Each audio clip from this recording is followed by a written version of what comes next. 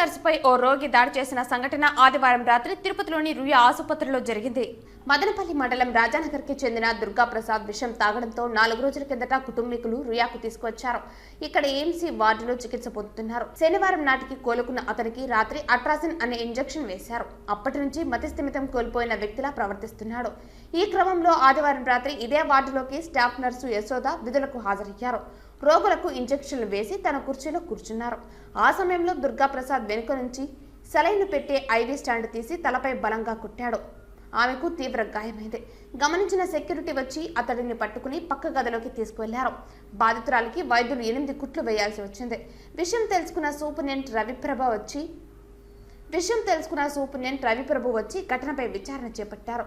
తొలుత వెస్ట్ పోలీసులకు సమాచారం ఇచ్చినా రోగికి మతిస్థిమితం లేదనే కారణంతో ఫిర్యాదు చేయలేదు. అయితే ఈ విషయం బయటకు రానియకుండా అధికారులు ప్రయత్నాలు చేస్తున్నట్లు సమాచారం. కాగా ఇలాంటి ఘటనలు తరచూ జరుగుతున్నాయని, తమకు రక్షణ లేకుండా పోయిందని సిబ్బంది ఆరోపిస్తున్నారు. రుయా హాస్పిటల్ ముందర నర్సులు ధర్నా నిర్వహించారు.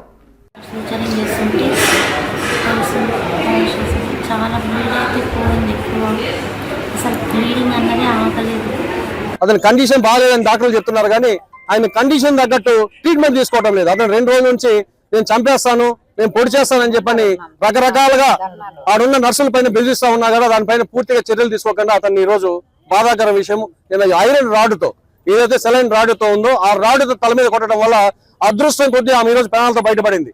ఇంకా కొంచెం డీప్ గా వెళ్ళి కళ్ళైన పగులుంటే ఆమె చనిపోయి ఉంటే చిన్న పిల్లలు, family, contract employee ₹1 benefit government నుంచి రాదు. వాళ్ళ ఫ్యామిలీ మొత్తం రోడ్డు మీద పడే పరిస్థితి భగవంతుని నిన్ను కాపాడినారు.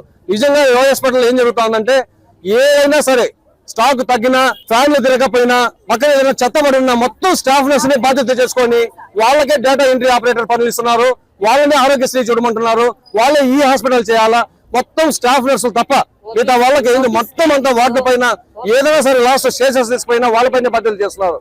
వాళ్ళకి పూర్తిగా వాళ్ళకి స్వేచ్ఛనివ్వాలి.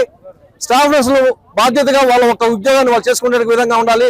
నిన్న 7 గంటలకు ఇన్సిడెంట్ జరిగితే సూపరింటెండెంట్ గారు వచ్చి పరామర్శించి పోయినా సరే ఆమె కలిసిన ట్రీట్మెంట్ ఏ సీనియర్ డాక్టర్ ఇంతవరకు చూడకపోవడం అనేది బాధాకరం.